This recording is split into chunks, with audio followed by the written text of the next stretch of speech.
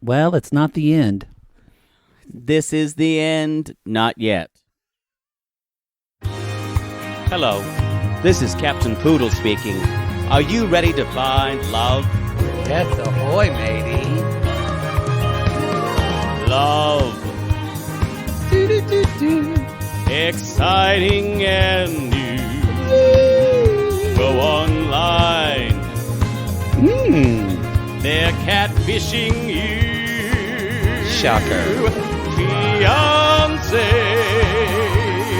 Soon you'll be flying to parts unknown. 90-day Beyonce. Marrying someone you only met on your phone. Be they French or Chinese, a brand new K1 visa's the key. Ooh, the key to what, Poodle? To love. It's 90-day gate. Let's love.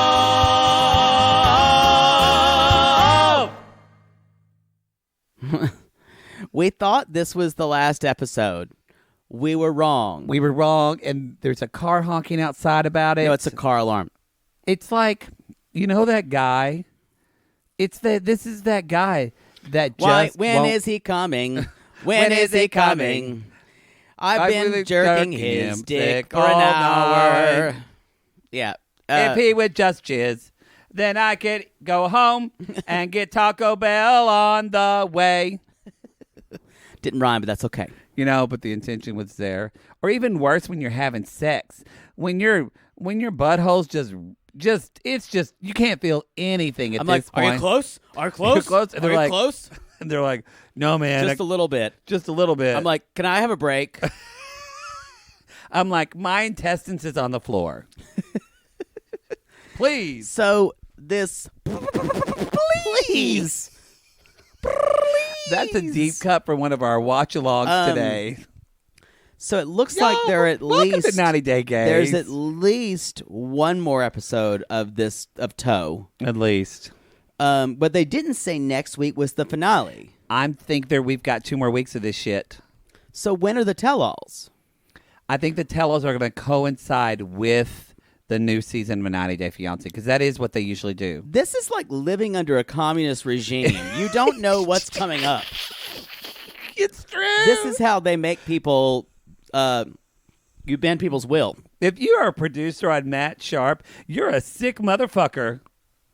I kind of agree, because we don't know if up is down, No. day is night. No. They could premiere it, and we would lose our minds. Yes. Yeah, every other show, like on every other network, is like, coming in 3 weeks. Yeah. This. Yeah. We knew about the Labor of Love finale 5 episodes in because everybody wanted it to end.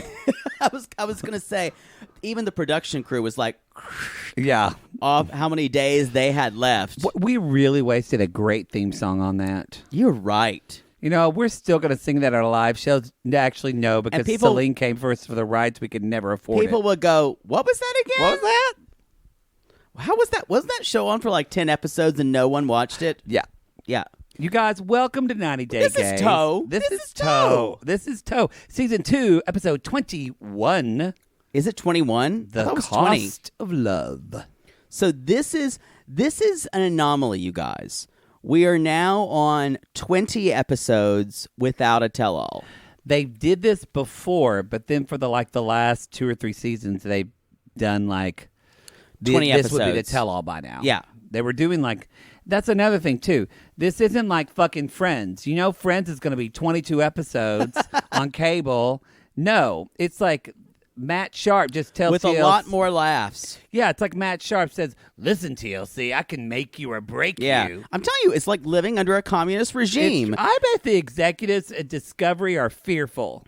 They're not. They're not. They're ready to come for us. Well, which we know why they came for us because No, TLC is announcing their own podcast, their own 90 Day Fiance. their first interview is Cults, and It's by 2 people. Is it Mike and Aoki? and we just want I'm to just making that up. We just want to say I want to wish them all the best. I really all do. the best. Godspeed.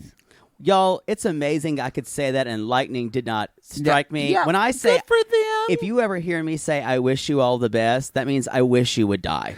As my mother would say, well, I'm sure that's going to go great. I'm sure it's going to be wonderful. It's going to go great. Yeah. Actually, we're excited for the name change, which, by the way, y'all, if you haven't come and named us, come and name us. Name us. I'm going to say this one more time. If you want to submit a name for our show, go to the show notes.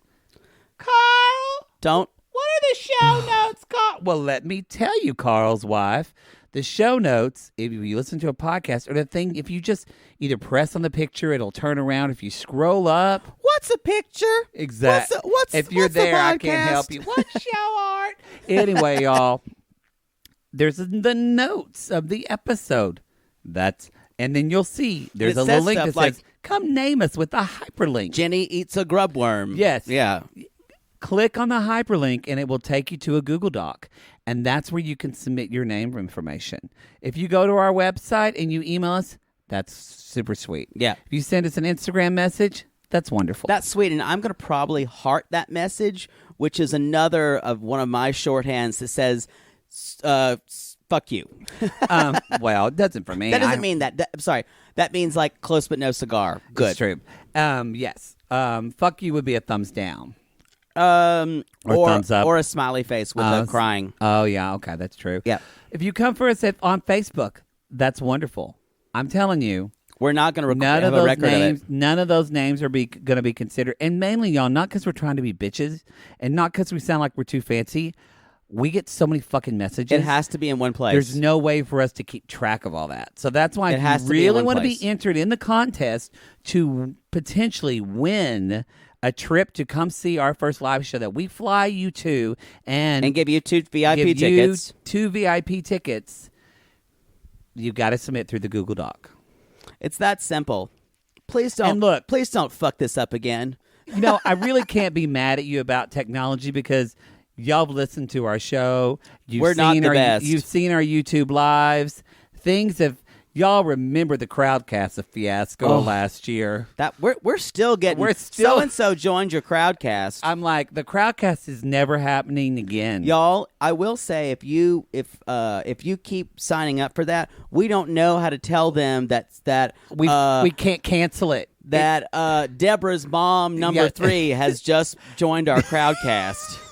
A Crowdcast is like a tattoo. That shit is hard to remove. I think in 10 years, we'll still be getting emails from Crowdcast. It's like herpes, y'all. It's stuck with us, and I think we're just going to have it forever.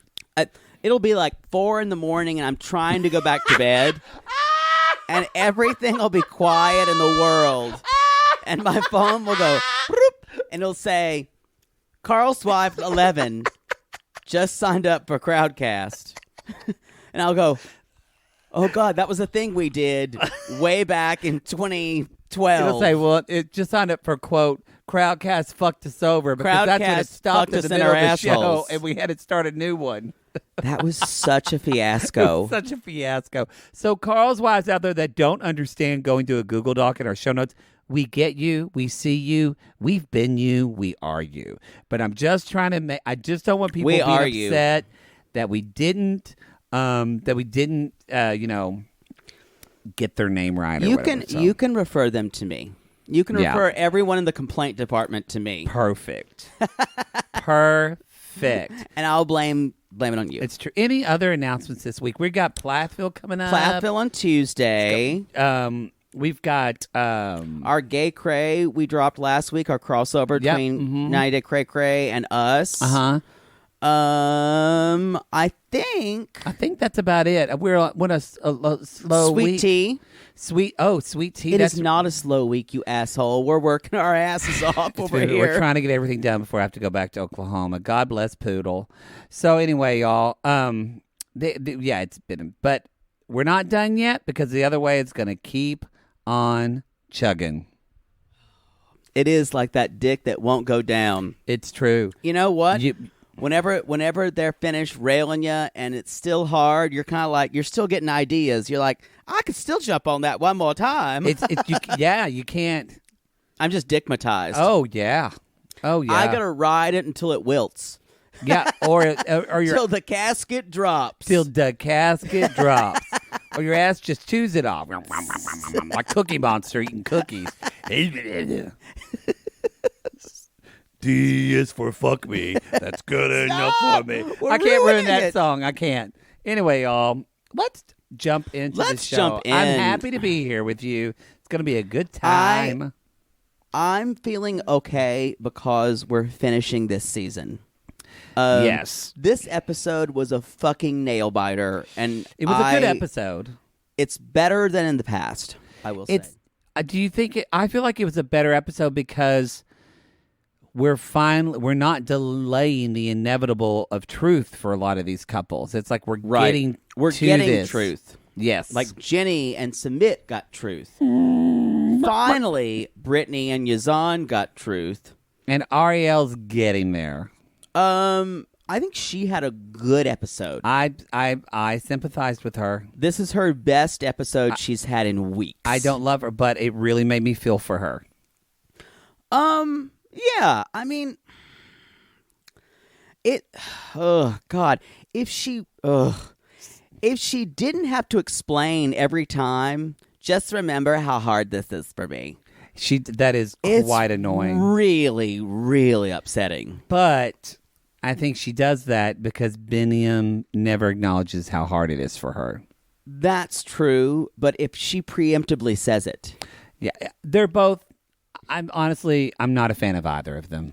I know it's just really easy to say I'm not a fan of either, but I'm specifically coming for that for her. No, I don't mean easy, meaning that I really was like kind of team Biniam on him, and like he was really being taken advantage of I at wasn't first. team him and at now all. And now I'm like, I think you both are gross. You're both gross.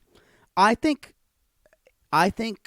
he is, in a lot of ways, a super traditional Ethiopian male with very few communication skills. Who just plays the ass drums. Yeah. I think he's completely not interesting.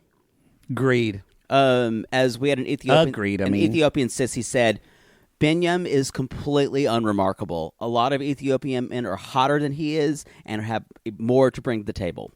And as you said, he's a fuckboy. He's a fuckboy. He's a glorified fuckboy. How much can we expect out of him? Yeah. Yeah. Oh, yeah. Thank you for turning me up. I always want to have the best product. No, but I want to celebrate that because I've been screaming before we started that I would need to be louder, but that's okay. No, you could have done it. It's fine. You're really not a people person. I am. People love me. I just hate all people. Let's be clear. Who loves him is y'all. This bitch has so many fucking Civil War wigs around his apartment because y'all are coming at him with the cameos. God. I think I've done 5. I did 4. I've done 4 in the last 2 days. Yeah, it's been a lot. I've been interchanging between 3 different wigs. Y'all, nothing says the holidays like a cameo, like a Civil War from letter. Poodle Boudreaux Remington, maybe reading a letter from your family history where she wrote somebody in your family, and also reading you. Anyway, so let's should we dig into Jenny and Sumit? Sure. So Jenny is weeping, and no one loves to see a chicken cry. No, and she's talking to the brother and sister-in-law. Yes. And Jenny's like, well, we don't have to tell them. We don't have to tell your parents. We don't have to tell your parents anything. And Sumit's brother is like, yeah, we kind of do. It's going to come out in the wash. It is. But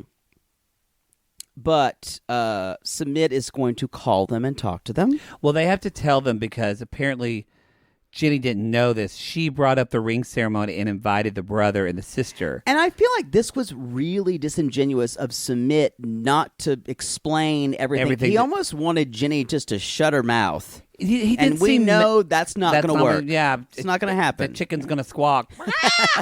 But he wasn't mad at her, but at the same time, he was like, well, so Jimmy didn't know that if she said that his brother is just going to tell his parents. But ideally, Sumit's plan is that he's going to talk to his parents and prepare them for this.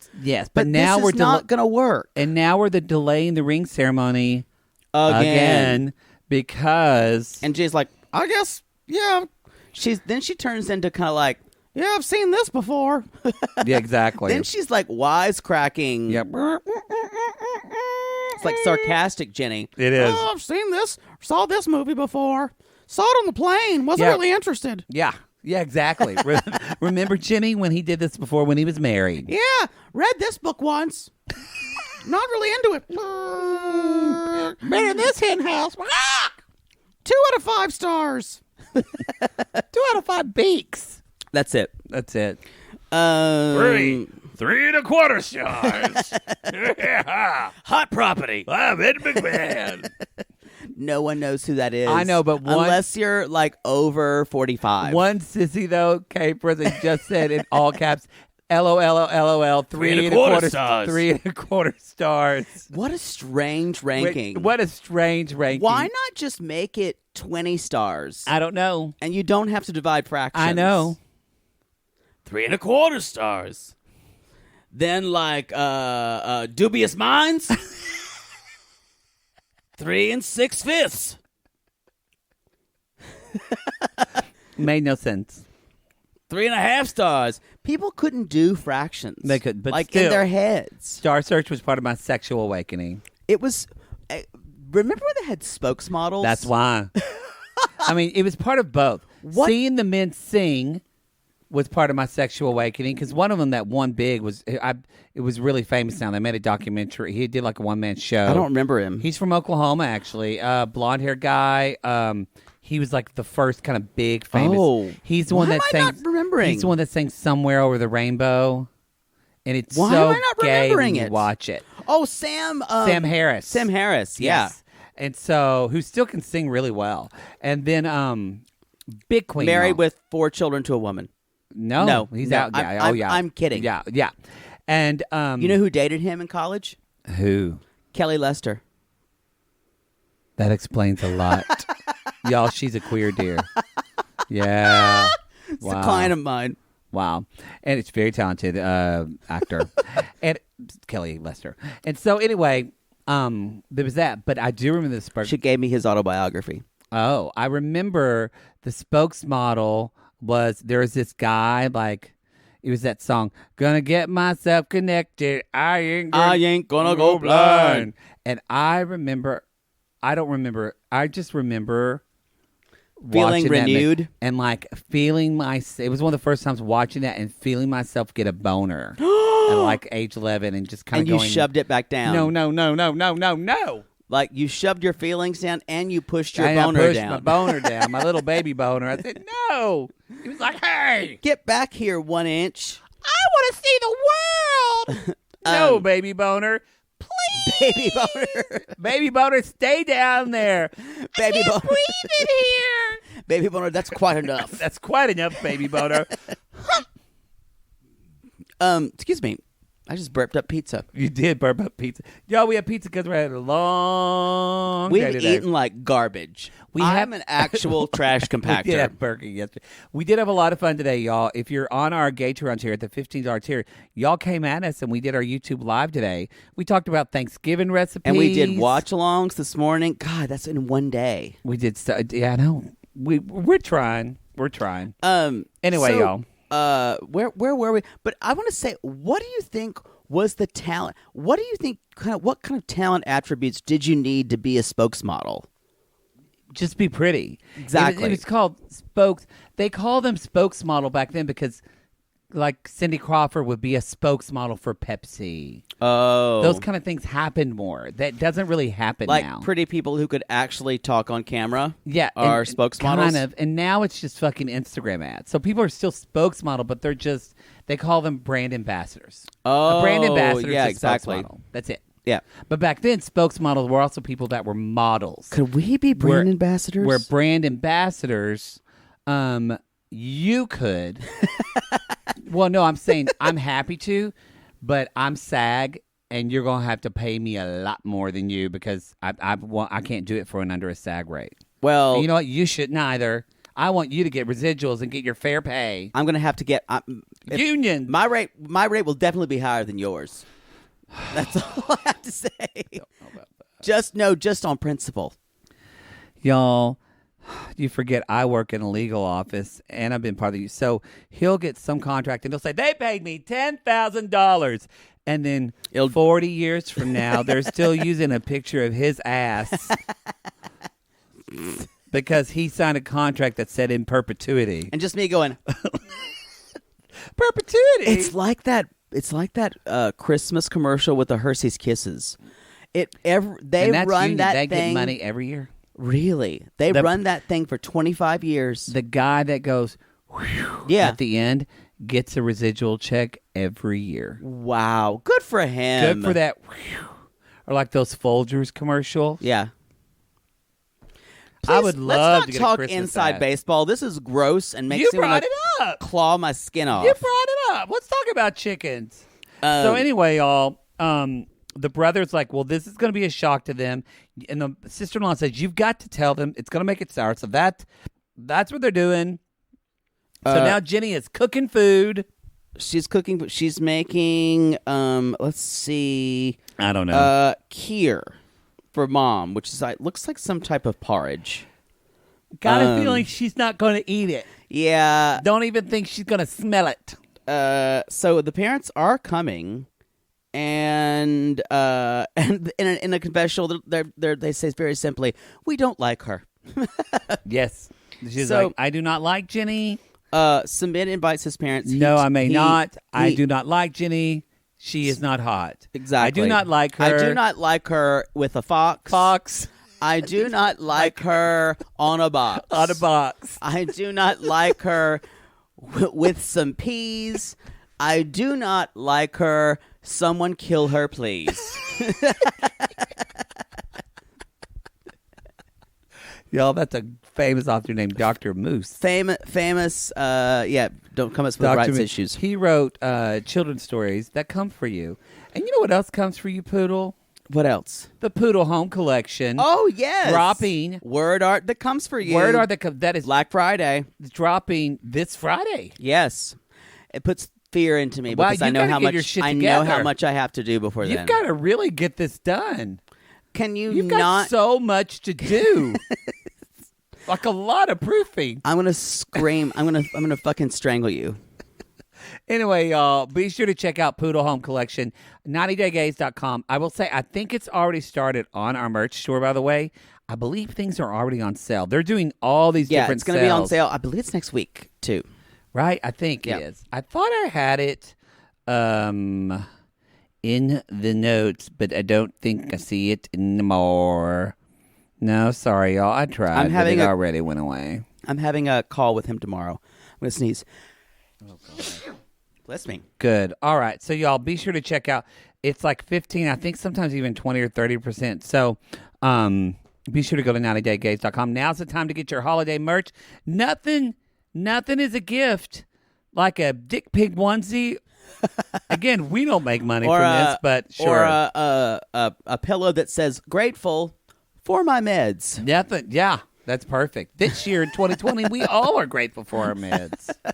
Or grateful for wine. For wine. Yeah. Anyway, y'all, so the parents come over and they really, this hashtag not Southern, because Southern people would have talked friendly to each other for at least 20 or 30 minutes. To 30 minutes. Would have talked about people they knew and what's going on. Mm-hmm.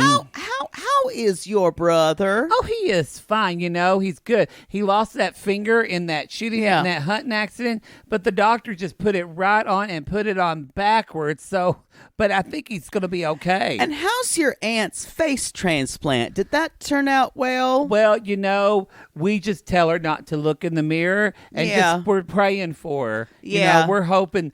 Power prayer. It's true. We can't tell her Bubba husband apart now. It's what it is. But it's not wheel. Southern. They jump right in. They jump right into it. Right. And they're basically just like, well, the mom says, well, We're here to take you and take you We're home. here to take you home. Come with us. Come with us. And he says, I won't. Come to me. He says, I won't live with you. And y'all, Sumit has a spine for the first time ever. And he's like, I won't live with you. I will not go home now. Yep. And he says, I'm happy now. I have plans with this woman, Jenny. Yes. Jenny is, please let me be happy with her. And he says, the lawyer told me I can just go marry her.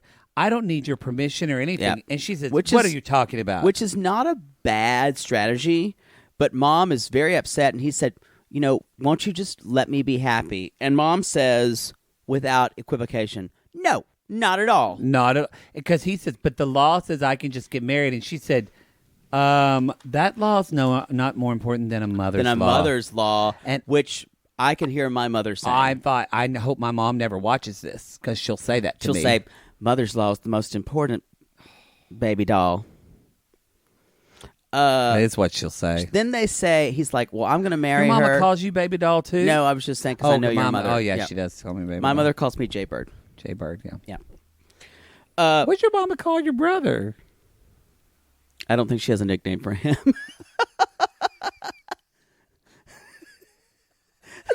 Wow. Wow. I don't think she...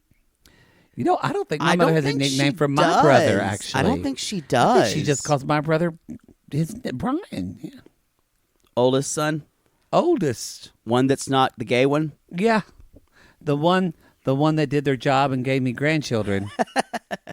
Not me. My mother says, Lucas and his ideas. That's what I hear. So, they're basically telling him that we will be dead when you marry her. Yes, the day you marry her, over our dead bodies. Yeah. And then Sumit says, Dad cried, and I get where Dad's coming from. He said, you've got to leave this illusion. He says, face the reality of where you live, the culture you live, the country you live. And Sumit says, you are just concerned with your happiness. First, Winnie, don't say that Indian people are slow. I didn't say that. I didn't say that before. I didn't say that before. That's not the way anyway. It's fine. I've named it. I named a character of. What's his name? It's really interesting here, though. They are using the idea of pervasiveness of culture to their end. They're saying how will we look, how will we interact in society, because that's just as important for us in the world that we live in. It's just as important of you being in love than how we are looked at in your life and in who the circles we move in. And Sumit sees that as them being selfish. Right. I don't know if I see that as them being selfish because feel like I am looking at all the roles of everybody in this culture a little bit more. Sumit probably, we can take a wild guess and say Sumit probably is selfish himself. So therefore he sees them as being selfish because they're not trying to understand his view at all. Whereas these parents, I don't think they're just thinking of them. I think they are thinking of not of themselves, of how they're going to look, but also Sumit's place in the culture. Yeah. And how he will be treated for the rest of his life as long as he lives in this culture. I mean, I think there's two ways there's two ways you can go as an Indian male child. You can work with what your parents say is okay, and kind of function within the framework that the culture gives you, and what they say goes, and how they function in culture. And if you try to push against it, it's just an automatic no. The borders are absolute. And so Sumit is in uncharted territory here. Even though there's such things as love marriages, you can get by with love marriage if you have kids. If you're going to have kids, because the parents later on say people get married to raise a family. Yes. That is part of what we're going to do. And I don't know how reactionary Sumit's parents are in this, but That's what they're saying, and that's what they're saying their culture is. Mm-hmm. Their version of Indian culture is to do this. And Sumit basically says, no, this is what I want. Are you going to care about my happiness? And I feel like as Americans, that's something we would go, oh, well, the parents should consider his happiness. But I don't think in Indian... That's what I'm saying. I'm trying to think of this not as an American, but looking at this in the... It's a more integrated culture. Yeah. And in this context, that's not as important. Yes. So, yeah. I can see both sides. And sad because of that, I don't think there's anywhere to compromise. I've said this from last season. They need to go somewhere else. They need to go somewhere else. Like, do you think Sumit will ever do that? He seems so too much of a mama's boy. He seems so on the teat of the parents that I don't think he would ever. To quote some of our Indian sissies, Desi boys are mama's boys. Oh, they're called Desi what he boys. Is. Yeah. Oh. Mm-hmm. But it's yeah. If you let me just bookend this for you. There's no happy ending to be had here. There's no Sumit and Jenny riding off on a seahorse with his parents hugging Jenny. Here's the two opportunities. We ship Jenny back in a gilded cage to the U.S. Sumit never talks to her again. Mm-hmm. That's number one, where he's happy and gets married to someone they arrange for him. Or he leaves with Jenny and goes somewhere else. Which, again, maybe there's nowhere else to win. Nowhere else. And I kind of feel like that's the option for you, Sumit, because you're telling us you were dying, you were suicidal. Yeah. You've just like... It's almost, but I think Sumit is a contradiction here because he's trying to reconcile the two parts of him. Because he's seen so many American movies that he wants to fall in love with this chicken who he loves. Yes. You know? And I'm glad that he's in love with her, but... It's like his own bend it like poultry. I don't think those are comparable, but that's about a movie about soccer. Uh-huh. But also does have cultural stuff. It does. So, anyway, it gets shocker. If you haven't seen this, if you haven't been watching, it gets really heated because this season's been. We were talking about this just with Cray Cray. This season has been fucking dark. And if you didn't watch the season, you normally just listen to us and you stopped. I have to say, go back and watch this episode. This was a riveting, like Poodle said, a riveting episode. Because then at one point, like, Sumit just like throws stuff off the table and like moves the table almost and like bows down to his mother, begging her. He's like, please, yeah, please, like I am begging you. I'm like, I wanted to die. If you cared for me, you wouldn't. He's screaming, Dad's screaming, they're crying, and Jenny's like, I'm not putting this family through this. And she walks out of the room. And then she says, I can't do this to this family. Which, that's another point of view as well, which is something Brittany and Yazan are going to have to deal with. Yeah. I didn't even mean that to be a segue, but that was a good segue. That's a good segue. Because I think we're done with them, right? Yes. And what we can do... We still have a lot more people to talk about. I know. Let's do Brittany, Yazan, and then we'll take a break. This was a come to Jesus episode for them, you guys. Finally, we can be on the same page by, thank God, getting a translator. Where was the translator that Paul and Karini had? Where was Deavan and Jihoon's translator? Even the little pocket thing.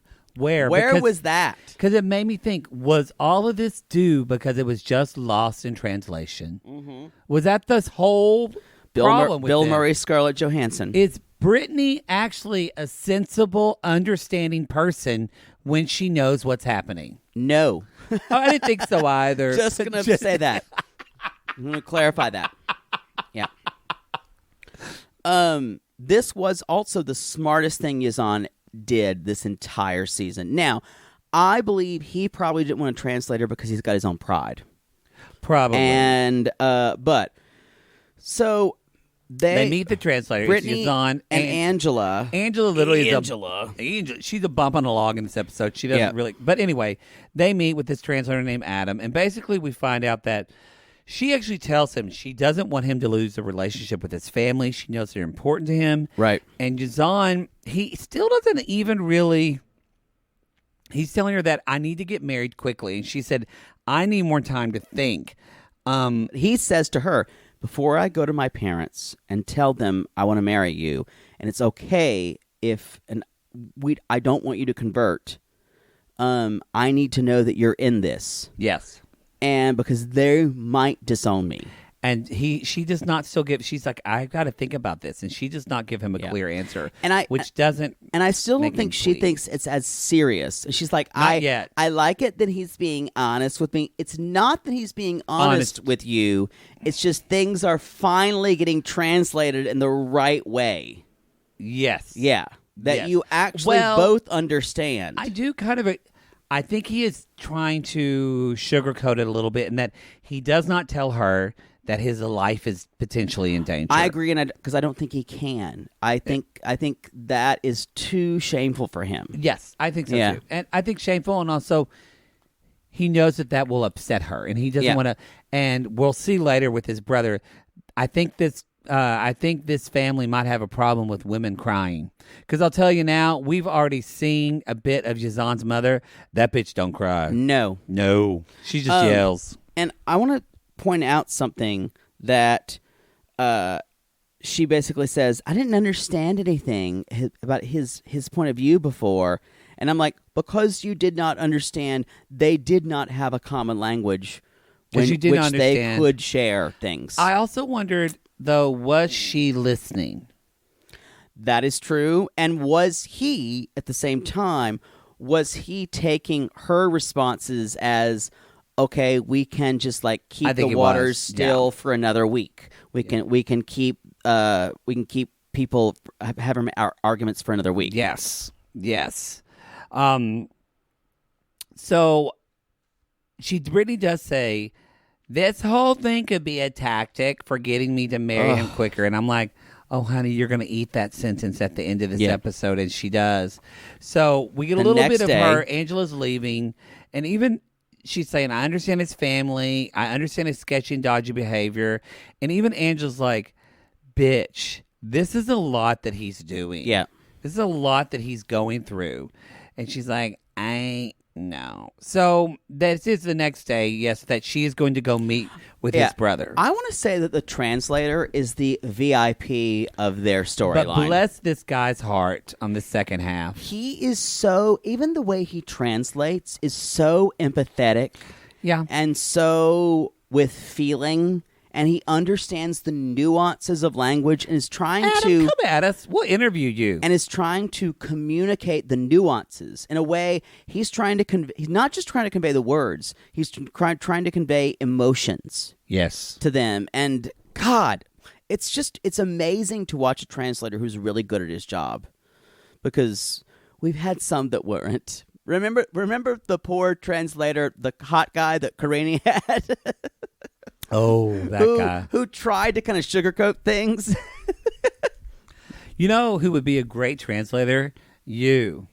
Oh, yeah. Although maybe not, because she would say, could you just tell him, I need more time to think? I'm not sure. And then you would say, she's not into you. She's not into you. Let's arrange a double date between me and your brother. You know what?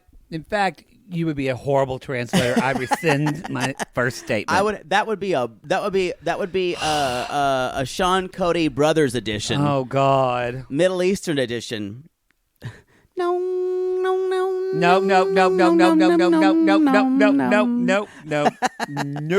Anyway, y'all. So now that she's going to this pretty mountain family affair. Oh God.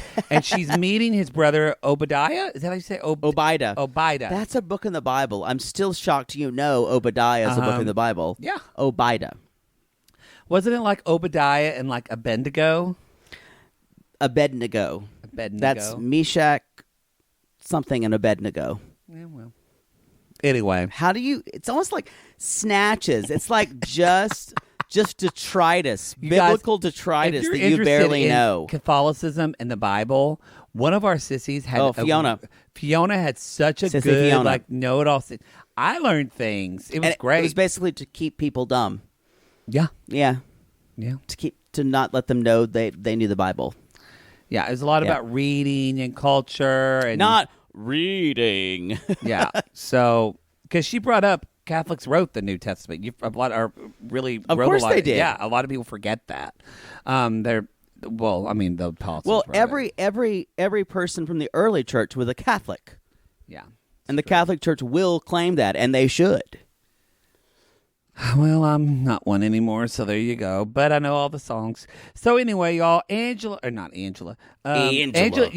left, and so it's the next day. And so I didn't write down a lot because I was just watching this and forgot to really take notes, but I remember She's meeting with Obida.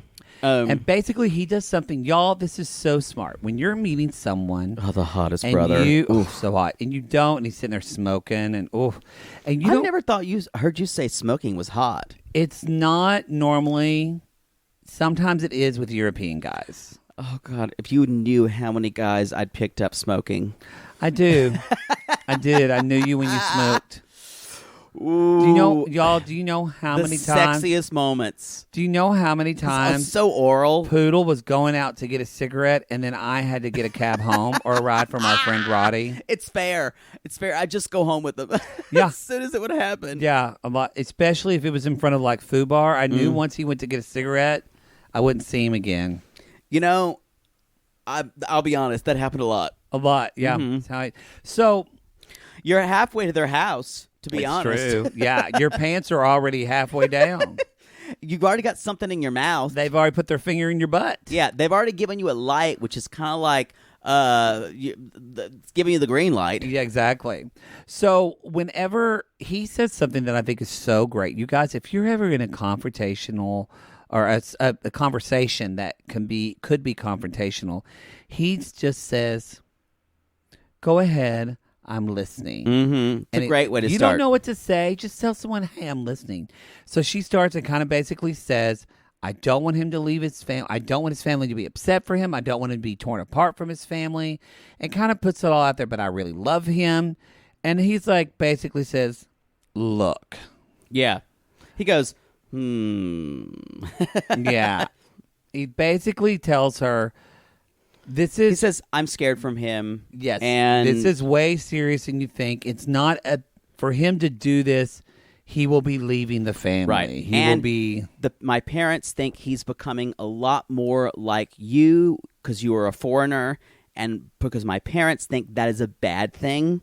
And he's really trying to explain it to her a little at a time in a way that Yazan has never done. And never. And yeah. he finally tells her, he said, his life could be in danger for doing this. And she loses it.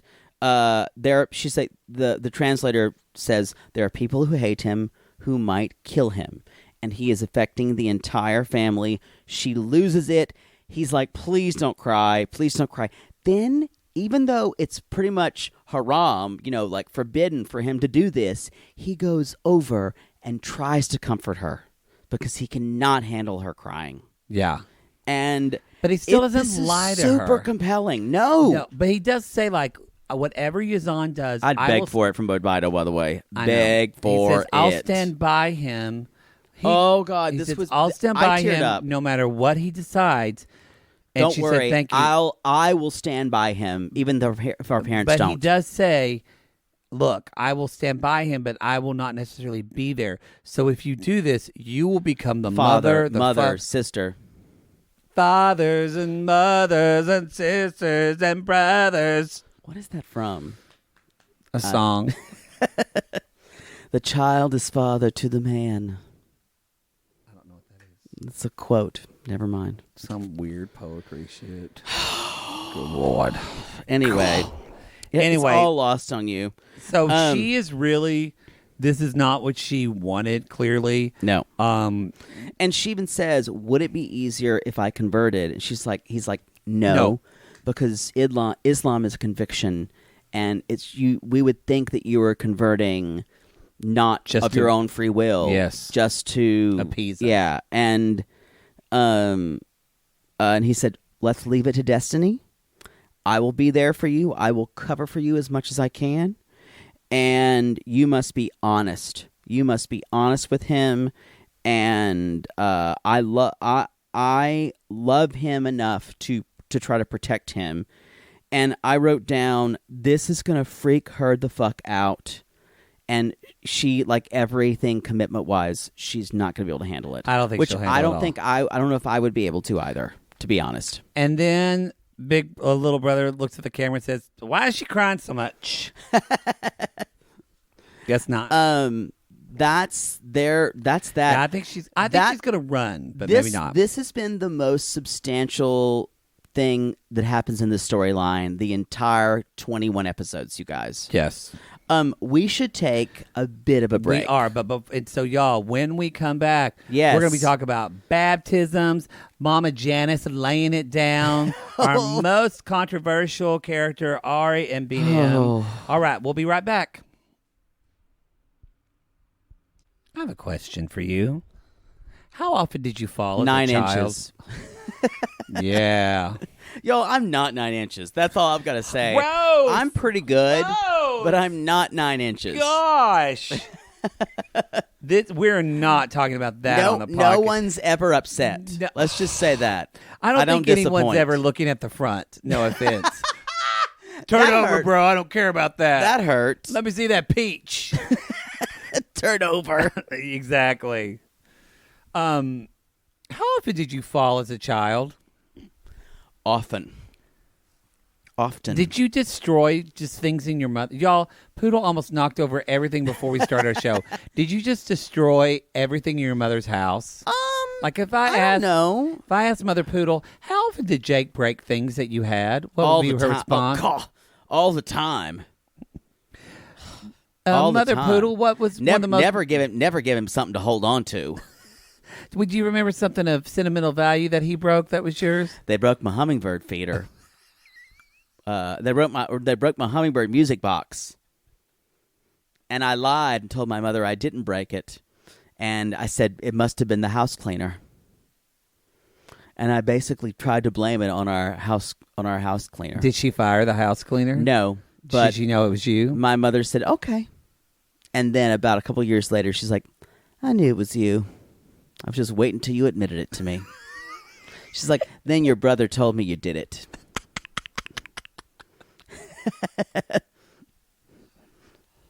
I'm like, that piece of shit. She's like, it's fine. I knew. I'm your mother. I always know. I know when you're lying to me. I'm your mother. Y'all, the words, phrase, of course it was. I knew. I'm your mother. Just still gives me goosebumps. You know, you say it and I get kind of scared too. I know. My mother would say, of course it was. I'm your mother. If you're an adult and you're not still scared of your mother, they did it wrong. They did it wrong. Hopefully you're not scared of violence from your mother. No. But No. I'm still a little scared of what my mother could do to me. Or you're not scared of your mother like Brittany from Life After Lockup. Because her mother, I think, burned down a house or her own home. That's what's going to happen this season. Yeah, on Life After Lockup, the one who had the 30th birthday party. Oh, yeah. The pig person. Y'all, if you're not listened to Lalu before on our Gatreon, this is a great You time are to... so good at segueing from other things that we do. Oh, well, I don't thank you. compliment you on that enough. Well, thank you. I just brought it. It's a gay For DD. people who say I never give him compliments, enjoy that one. Enjoy That's that your one. 2020. That's not 2020. He saved it till almost the end, everybody. I rationed them. But Like World War One. This is a good time to jump into our Gatreon at that. I will That agree. is at the $8 tier, so it's not at the $5. But it's this show is I really like watching this show. The sections, especially with the Scott and Lindsay sections, were chilling this week. Absolutely chilling. Oh, and we thought it was just Lindsay, but it's Scott too, Scott y'all. too. with his lip. We've named the lip, y'all. I think it's going to be like, and now that It's- Tara Bell's coming there, her Tara lesbian Bell. lover. Tara Bell. Y'all, this is going to be some like, Tara as Bell. I've said before, some Rebecca De Mornay / single white female, I'm taking your life shit. It's going to be some Dorothy Allison lesbian / living in a small town in the South shit. Dorothy Allison, was that Monster? No, she was. Oh fuck! God damn it! She wrote Cave Dweller. Who was the woman book. from Monster? That's What's her name? Eileen Wuornos. Yes. Yeah.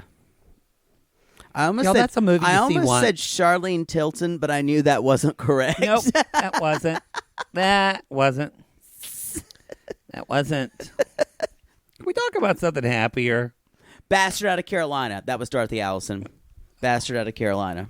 Let's talk about, well, I don't want to call her a bastard, but let's talk about somebody out of No, Utah. she went bastard in the word unparented child. Yes. It's a great book. Bastard out of Carolina. Dorothy Allison, Southern lesbian. Dorothy, that's what her business card says. Dorothy Allison, Southern lesbian. Didn't you watch, you told me you had a friend who their business card said like, Paul Smith, professional homosexual? Yes, I That's knew so someone good. who was a designer. Yeah.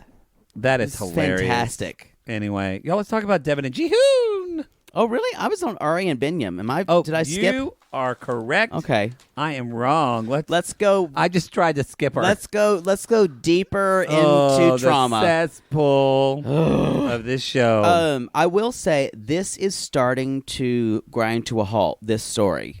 It is. And I think we're going to. There are going to be one of two ways this is going to go about.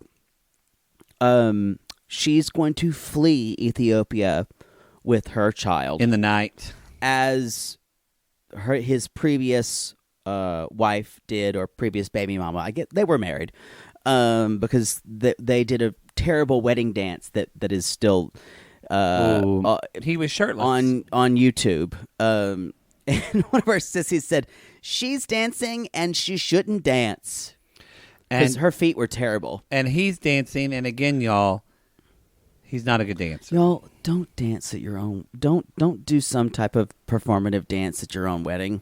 You can have your first dance, but don't do a performative dance routine. Oh, I think it's cute when people like learn little dance routines to do at the reception. That's not what this was. No, this was kind of like This was intense. This was like a very like dramatic, yes. Right.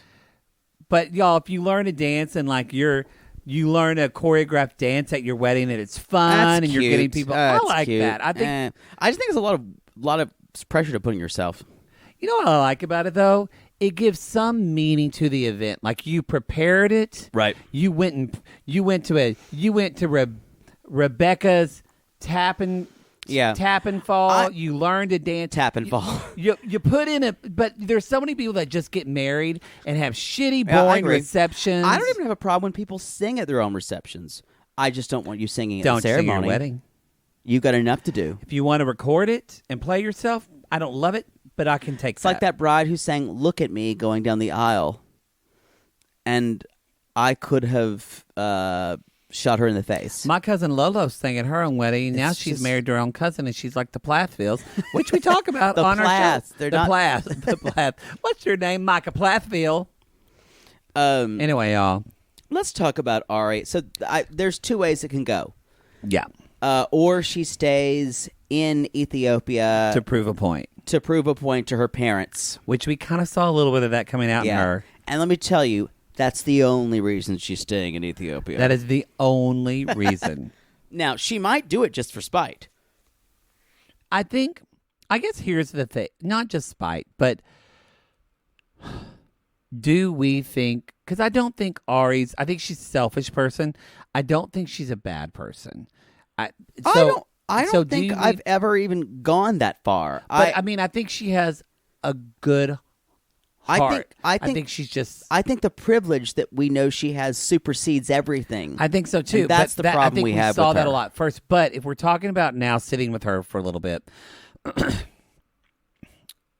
I guess it really boils down to this too. Do you think she truly loves Biniam? Let me get even more philosophical then. I would ask, does she know what love is? I want to know what love is. Love is. I want you to show me. I want to feel what love is. I want you to show me. Oh. Sorry. We had to get it out. I did have to get that out. It did. It's a great song. I think I understand the importance of that question. Yeah. And at the same time, I don't know if it does fully matter to her right now because in her mind, she does. I agree. I think she does love him, what whatever matters that is. for her. Yeah. So I gotcha. to me, I'm like, I get but you. if she really does love him, is that really why she's staying there? Or, so if she is, okay, I'll follow that to a next conclusion.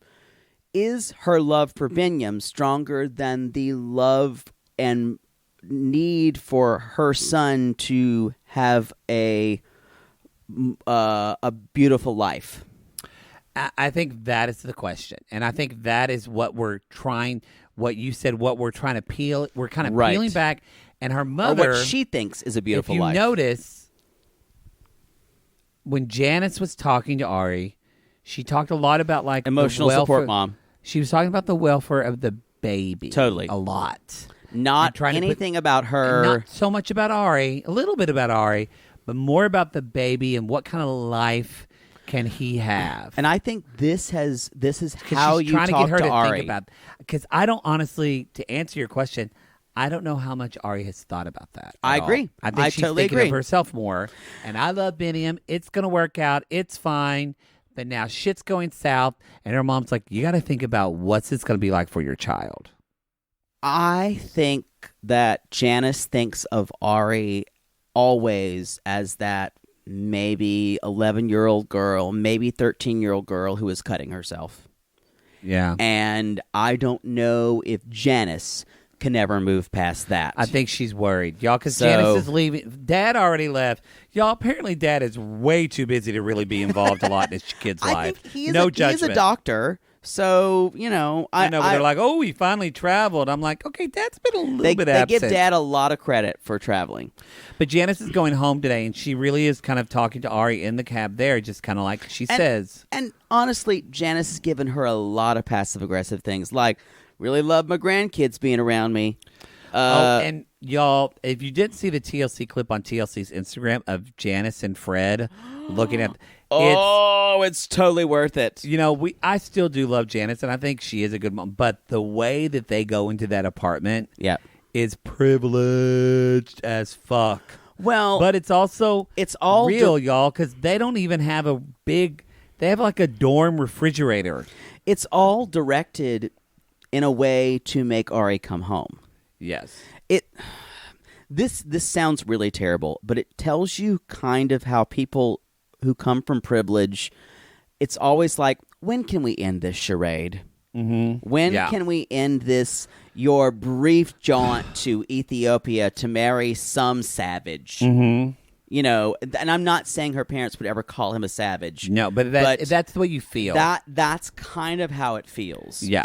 When is this? Is this over now? Is this over? Is your dalliance over? Yeah. Is your project of having a baby in a foreign country over? Is your vacation done yeah, now? Is this little experiment you had? Are you done with it? Because we need you back here, which is shitty. I'm going to be the first to say that. Yeah. But this Ari is a product of this, and it's really hard. And as someone she's definitely had mental health issues. Yeah. She's definitely, let's say, I'm trying to find a way to describe this. She's not probably the strongest personality type out there, No. in that she will crack.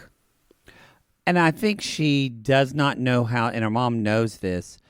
I don't think she knows how to communicate for herself. It's something that her mom does say in talking about Janice, because she says, you know, I don't mean. She says, I don't mean to be offend you, but I'm not seeing him growing up here.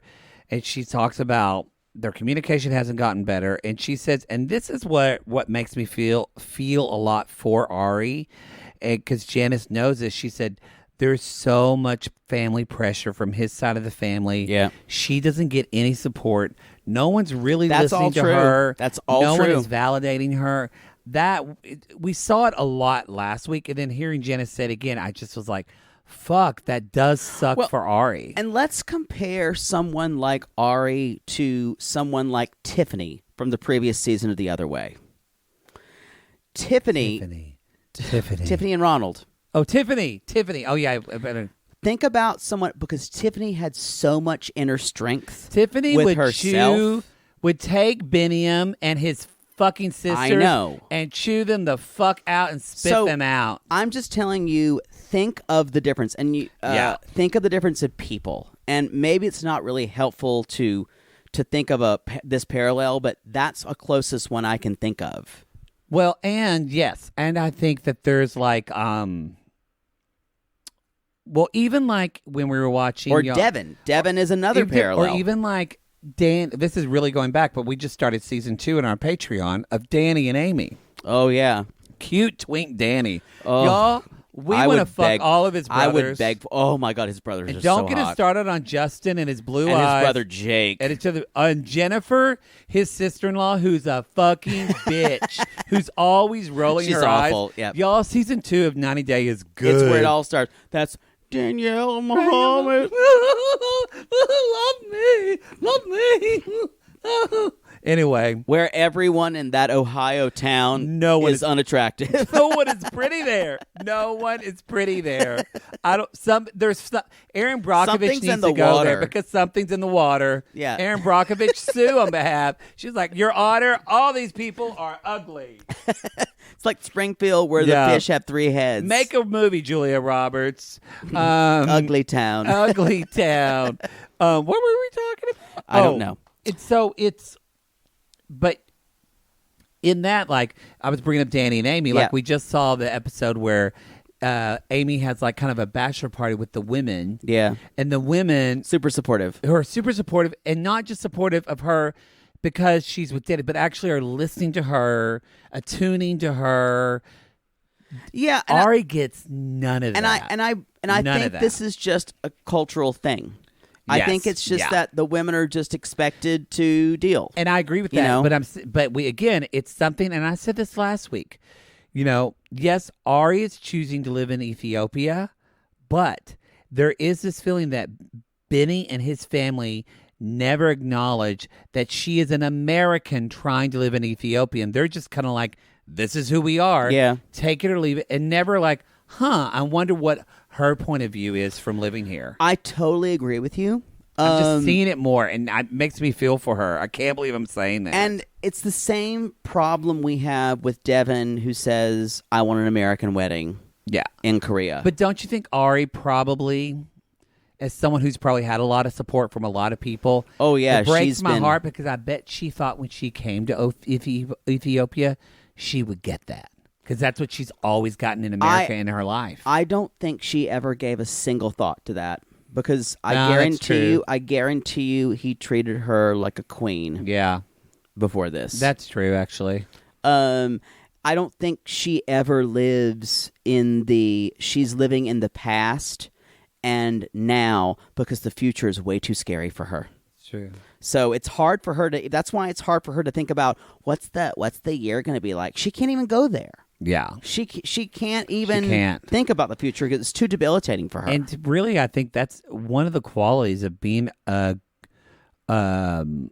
think a great parent is thinking about somewhat the future of where you want your family to be, where you want your child to be.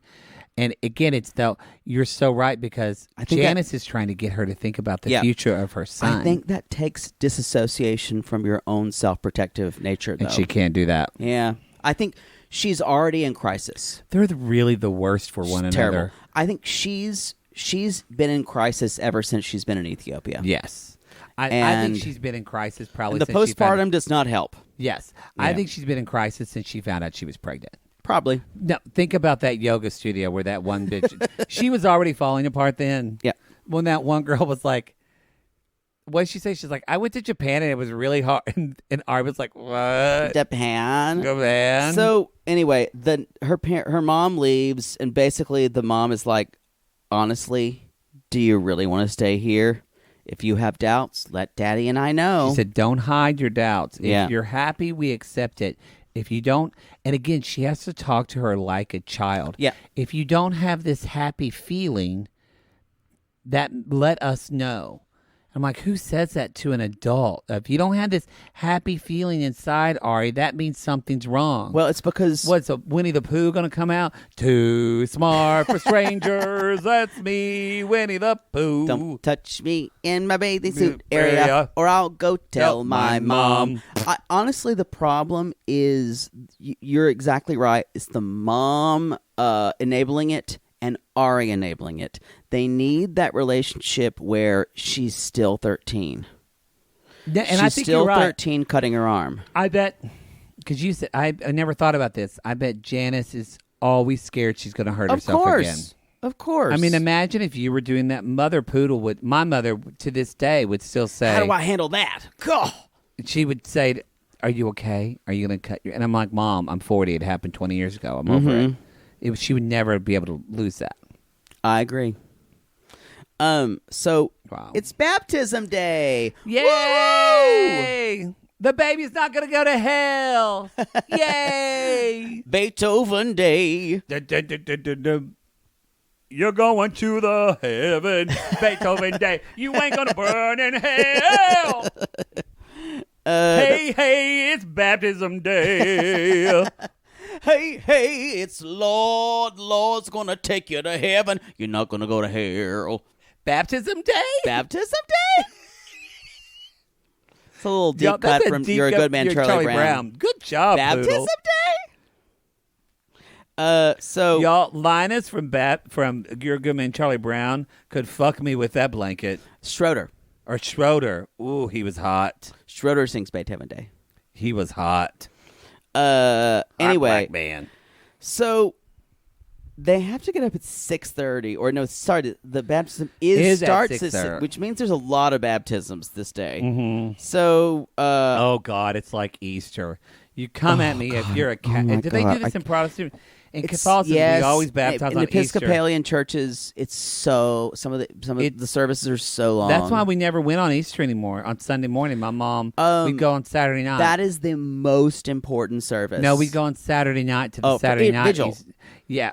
For us, people are baptized in vigil. Oh no, it was always Sunday morning for us. We never went to the Sunday morning. Actually, in the Episcopal Church, there's like several Sundays now where children can be baptized, people can be confirmed. Do it, all during because they just were tired of it.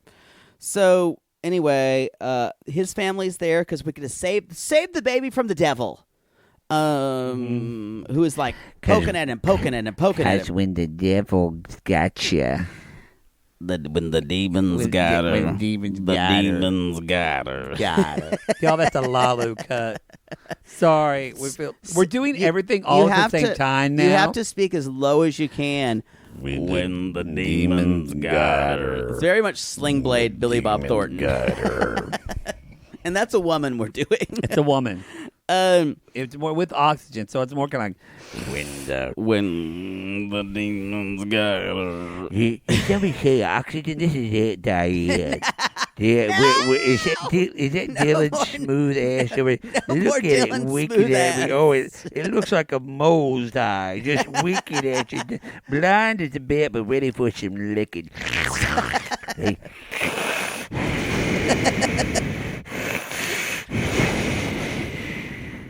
And I am out. We only saw her in 2 episodes, but she was enough to make an impression. It's true. No relation to someone else. No relation to porn granny. I will say that we saw something that said how to lose a guy in 2 days. It was Heather and Dylan. It was like and Aunt Diane in the middle. It was like that was great. That was fucking great. I will say the people who do 90 Day and Love After Lockup memes are some of the funniest fucking people I've ever seen. God's work. So they're at the baptism. She's dressing up in traditional clothes. She's wearing her Star of David necklace. Is she's being little feisty with it, which I enjoy. Not a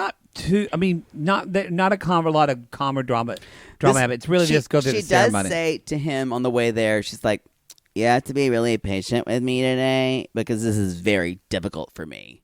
And Biniam's just kind of sitting there like, okay. But long story short, kind of they take the baby, they go through the ceremony. The baby's name is T-Bebe Selassie. That's his Ethiopia baptism name. They pour water on the baby. They make her like, she thinks they're like touching the Bible to her face, but they're actually wanting her to kiss the Bible. Yeah. Mm-hmm. She doesn't understand that. She turns away in disgust. She does. That's okay, I guess. She looks like when I try to kiss on titties now. I just go, like I ran into a glass door. So anyway, y'all, then afterwards there's a big family party. And the family's celebrating. She actually does really well with this, even though she does much better. Binyam's afraid she's going to snatch the baby from the baptism. It is. He was like, she I'm does so excited. not. She did not. And she said, you know what? No matter what happens, Binyam's family is so happy about this. Yeah, this is a great day to celebrate. It's a good moment for them. And then his sister Wish says, I'm so glad she decided to do this. She said, I'm so glad. She behaved. She really behaved good today. Because women should fucking behave. Yo, it's never going to get better with his family. I swear to God, it's not going to get better. They are like 50 years behind our culture as far as how women are treated. Let's be careful how we use the term behind our culture. Well, I know what you're saying. Sorry, but when it comes to women's rights, I feel like they need to be equal. No, I'm just saying that's a lot of privilege. It is, but no, I know what you're saying. Yeah, I'm saying it's different. Instead of behind, I'm just taking your words. It just pisses me off when women aren't treated equally. I totally agree. I don't like it, but I'm saying don't put your American privilege on it. That's something for me because I put mine on everything. Well, we all put our thing on everything. But anyway, so the family's happy. You and guys, that's it, really. This is the first time this story has ended in a good place in at least 3 or 4 weeks. And it will be the last. Mark my words. Mark my words. Next week looks like a shit show. Next week, yep, it's going to be bad. Going to be bad. Yep. Oh, but we should say that Ari does tell her mom when Janice goes to leave. She says, but I love him, and I wanted to be here for the family. So she really still is putting up this front of, I love him, and I want to be here as a family. I'm staying here. I love him. That's all he needs to know. Yes. All I need to know. I was letting you roll with it. I didn't. Yeah. But only on my own. But it's not. She's not going to be on her own. She's going to be with her mother. Yep. Anyway, y'all. Okay, now let's talk about Deavan and Jihoon. So Jihoon's looking good. Okay. I love this look. When Jihoon combs his hair out of his face, I'm like, it's like model. He could hot. fucking get it. He can get it. I'm into it. I don't like Jihoon in the testimonials or that when he's talking to the camera. What's that called? And that kind of bowl cut. Confessionals. When he's talking, I don't like this bowl hair. But when it's pushed to the side, and he does it. Put me on my side, Jihoon. Gross. Knock me up. Don't ever say that again. Give me that baby. No. You know you can lock my number, lock it on my telephone, lock that number. It was the hit of the summer. Summer sun. We began that. Number 280 on the Middleton charts. It was Beyonce. It was Maroon 5. And then there was like 2,000 people, and then we were right there. 2012. Hit of the summer. Hey, you know what? At least we were on the chart, Stace. You're right, Dust. I miss them. I miss that fucking train wreck. I know. We're going to see them because there'll definitely be a second season. No, did you not see that Darcy and Stacey had the highest ratings ever of TLC? Really? Yeah, like crazy high ratings. Oh, thank God. So there's going to be a second season. Oh. Yeah. Oh, God. Yep. It was so terrible. It was so terrible, and I enjoyed it thoroughly. Enjoyed it thoroughly. I love them. Y'all, there's something about her. There's something about both of them that you just have to empathize with. They just want love so badly, and they're so ridiculous physically. You know what I think I enjoyed with Darcy and Stacey too, just with this year? They're not that deep, and that's kind of what I think a lot of us needed in 2020. Yeah. Because this is so deep. And this hits on so much stuff. It gets a little hard to watch. Yeah. So anyway, however, speaking of hard to watch, this actually went somewhat well for Devan's Devan. parents. Y'all, this is a second episode where Devan and Jihoon, things are going well. They are setting us up for a hard fall. So Alicia, you guys, is still pissed. The apartment's dirty, and Devan's like, you got to pick it up. So they're cleaning up the apartment, and because Alicia and them are going to be there, and she basically, she kind of starts to tour the apartment. She's like, it looks good, but Jihoon, I need to see that he's stepping up his game. Anyway, it looks kind of nice. The parents are touring it, and they say, this is great. He's like, this is a nice starter home. And then the Hanbox ceremony happens.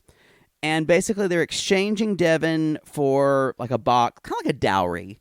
This is kind of like a Korean custom of a dowry. So she has to hide. I loved, you know what?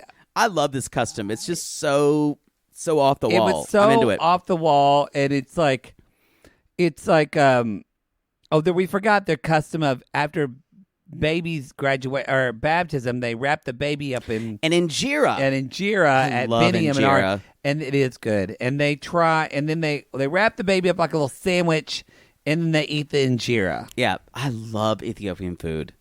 It's one of my favorites. It's very good. Mm-hmm. There's injera at that liquor store near your house. Los Angeles is so weird. Los Angeles is I love it. You can buy injera at that liquor store. Well, we're right by Little Ethiopia. Yeah. Yeah, you're like a couple blocks. Yeah. Yeah. So, you should be eating Ethiopian food every week. My boyfriend doesn't like it. What? Doesn't care for it. Why not? He just says, he's like, I've never really liked it. Because he's from D.C. and there's good Ethiopian food in D.C. and he never really cared for it. But we have like the largest Ethiopian community outside Ethiopia. I'm just saying. Wow. Anyway. You know what? He's wrong. I'm gonna go out on a limb and say that. I'm kind of surprised after you said that I haven't fucked more Ethiopian men in Los Angeles. I'm shocked. Why weren't they on Scruff when I was single?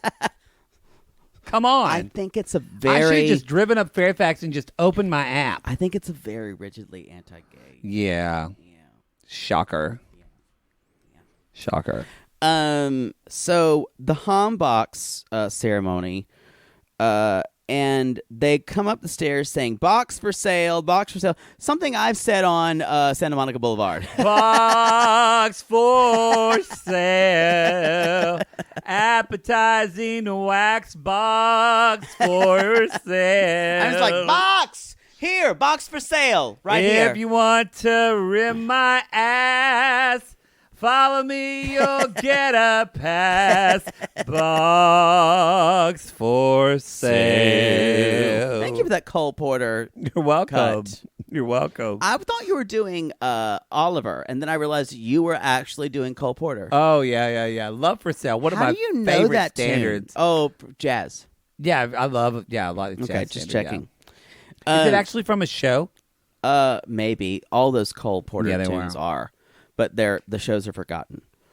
Yeah. So they come in wearing squid masks, and it's to ward off evil, which is creepy. And they're real squid, y'all, and they fucking stink.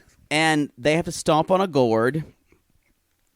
And then he gives the family the box. They look at all the different little items and tokens and things, and he says, will you give me your daughter? Give me Devan, please. Give me Devan, please. And Alicia says, if you can find her. And then it's like hide and go seek Devan. Yes. You know what? This is weird to Americans. I'm sure it's not strange to Korean people at all. I thought it was charming. Yeah. Charming. I loved it. So the squid masks like are smelly, and Devan's like, I can't believe my parents sold me for a box. I can. can. You're barely worth that. The wedding day is tomorrow, and and Alicia and Deavan, they're trying on the dress, and we said we're not fans of her style. We're not fans of her really at all. She has a beautiful dress. That dress is beyond gorgeous. It fits her perfectly. It is fucking gorgeous. And we get clips of her next week when she's in her wedding garb. And y'all, she looks like a fucking cover of bridal magazine. And I kind of mentioned the fact that it was like see-through so you could see her tattoos. I don't mind it really that much. Mm-hmm. I just wish the dress played with the tattoos more, I think. Or maybe it was off-white, so it would be like opaque. Mm-hmm. Because I don't think she should have to cover it up. I just think it should highlight the tattoos. I don't know. Maybe that probably would be a very expensive dress to make. I have a feeling, and they probably don't have that budget. It fits her. Chef's kiss, Deavan. Yeah. Chef's kiss. It's beautiful. So then she basically says, she's like, I don't know what's going to happen, blah, blah, blah. And Alicia's like, at least you're pretty. That's all that matters. I have to tell Poodle when he's freaking out about things. It's true. You're pretty. You're pretty girl. Pretty girl. Pretty bird. Pretty bird. Pretty bird. He goes, I know. So then she does. I promise you, Poodle. I promise you that guy is not going to find his 401k you stole. Okay. Pretty girl. So then Deavan said, do you support my marriage? And Alicia says, yes. She says, I do. I feel like he is changing, and I think Jihoon is going to be fine, and that's all we can hope for. We didn't know the end. I know. I really wish you didn't. It kind of spoiled. Yeah, I guess we shouldn't say, but it's kind of known in the universe. Yeah, she's dating some other Korean guy right now. She's somehow got divorced. Yeah. So y'all. So cheese stick and my Lisa. Hold on 1 second. Scratching your ears for please. Sorry.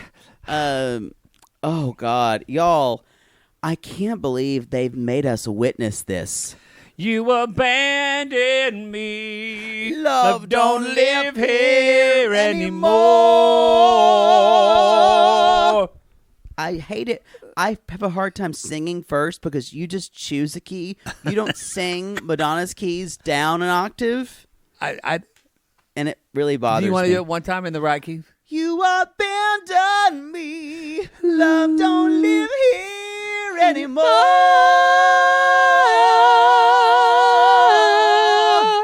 That's it. Or take it down the octave. You can't just find one in the middle. Otherwise, I can't hear it. That's called relative pitch, y'all. I have perfect pitch in most ways, but you have relative pitch and perfect bitch. That's what I'll take it. You know what? You can put that on your business card. Voice lessons with Poodle Anthony. Relative pitch, perfect and bitch. Perfect bitch. Anyway, y'all, you're bitch perfect. I said that in the watch along the other day. Someone, we were looking at Xanadu, because we were watching Xanadu during the watch and chat. I had so many questions at the end of that movie. I had so many questions. It really makes no sense. Gene Kelly is still hot as an older man. I still don't know why. I still don't know why they opened the club. But I did say... I forgot about the animation. They were part trying too. to come up with the title for the club, and she said, in Xanadu, did Kubla Khan, da blah, blah, blah. And I'm like, so now we're quoting Percy Bysshe Shelley? And I said, that'd be my drag queen name, Percy Bitch Shelley. That's true. That's true. Percy Bitch Shelley. Anyway, so let's talk about Cheese Stick and Melissa, y'all. So y'all abandon me because y'all he's got to go back. Got to leave Colombia because his visa's expiring and he has no job. Is it that his visa is expiring, or because they're not going to be able to get married? They're not going to extend his visa unless he gets married or gets a job. Right. He's not able to find a job. He tells y'all it to kind of like. I agree with you. I want to start out by saying, does she call bullshit on the idea that he has no finances? Does she think he's lying and the fact he has no more money? Or does she just consider that to be irrelevant? I think she almost considers that to be irrelevant. And I want to say... Like, we're going to live on love? Yes. And I want to say I'm calling bullshit a little bit on Tim. I kind of am, too. It's changing it, but I think Tim wants to go back because she fucked a guy while he was gone and he's done. Oh, I think that's what this is about. I was going to say he was going to make up a reason that he had to go back. But I think he wants to go back more because she's pissed at him and he can't get it out around. He can't get it out of his head. He keeps saying, "I can't get it." He acts. I said acts. You did. I said that like Chevelle. I need to ask you something. I need to ask you, y'all. Chevelle on Life After Lockup says things so incorrectly all of the time. It's not.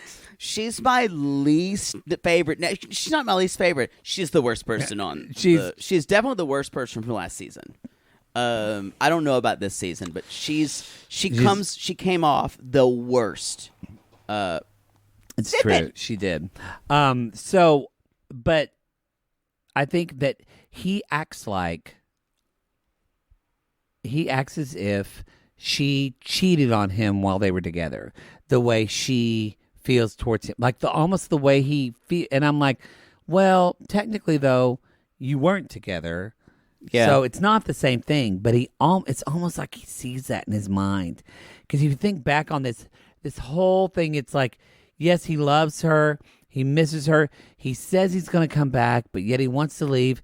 And then I don't think it's really until the end that actually, I think maybe the act of them leaving is actually what's going to show these two that they actually care about one another.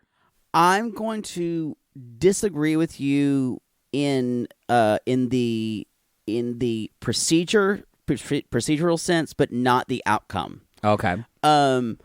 I think she may still have feelings for him. She still needs to punish him for several years. Yes. Oh. Before he will even get any leeway. Yes. She's going to need to hold his balls in an amulet around her neck. Yep. Agreed. And squeeze them nightly. Wait, where are we? What are we talking about? We're talking casting spells on them, squeezing them in her mouth. This is some Piano Cat 77 shit right now. So, y'all, it's going to be, if he were to get to stay with her, it would be another 2 years of misery. Yes. Before he would even be allowed into the golden mean, into her good graces. I don't even know if she would forgive him until they eventually had a kid and he was a good dad. Because I bet he'll be a great father. Even then, because you've got that mother. You've got that mother and that father. I know. And they're always going to be poisoning. I kind of feel like, honestly, they're not going to make it as long as they live in Colombia. I agree. And she's not going to move. No. It's so much better for Cheese Stick to take his water ball and go home. Wait, what if he went home because maybe they don't prescribe Apoquel, and that's the best anti-itch medicine for dogs. Maybe he's got to go back and get some medicine. That's niche. No one knows what the fuck you're talking about. In fact, that's when you have to explain the dog allergy joke. It's not interesting.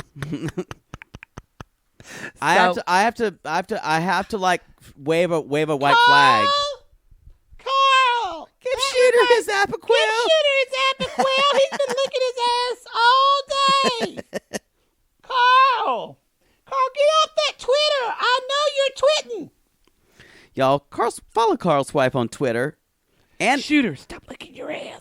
And also follow Shooter on Twitter. Shooter the Dog 1. Shooter the Dog 1. And I believe Carl is on Twitter as well. Carl is as well. He complimented me on my hair today. So, anyway, let's talk about this couple. He finally tells her, I'm leaving. He does. And that's it for that kind of... The way you said that was like, you were just going to say, he says he's leaving, and that's it. That's the show, everybody. So he did buy the ticket kind of before he told her that. That was shitty. I agree. He should have told her. They should talk about it. She hates to be not included in anything. And she which it makes sense. That's she a should big not be. fucking decision. I agree. And he's like, well, you would have said no and tried to talk me out of it. Well, but be a fucking adult and have an adult conversation about it. So she said, well, now you're making a decision by yourself. She said, you promised and you're not delivering on it. And she said, this is bullshit. I'm disappointed. And she said, you're not delivering. You're just thinking about yourself. Yeah. I don't think that's true. What I would like to see, and this will never happen, is a full financial readout for him.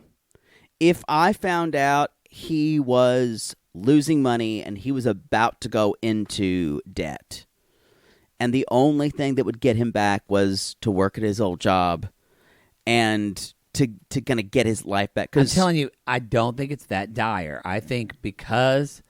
You could be right. I don't know. I think because she fucks someone else, he's pissed and he needs space. But he has been talking about that before he heard about that. He has. Yeah. He has. So I don't know. But if we think about it, I don't know if he's talked about that with her as much as he said that in the confessionals, and they do those after they film everything. They do them after, and they could have done as a storyline. Who are you? Are you who team? Are you? Who? I was doing the Who. Oh, I was doing that. Who is that song? I really want to know. Oh, that's a better. I was doing the Carrie Underwood song. That's about God. That no one knows. No, Deep a lot of cuts. people know. No, she does it at her concert, and everybody sings it and puts their hands in the air. Oh God, that I don't want to hear it then. So, who are you? Team Cheese Stick, Team Melissa. I said like Chain instead of Shane. Because I feel like you guys, they're wanting the audience to choose a side here in this. Yeah. Because they're not giving us a ton of information. I probably am more Team Cheese Stick.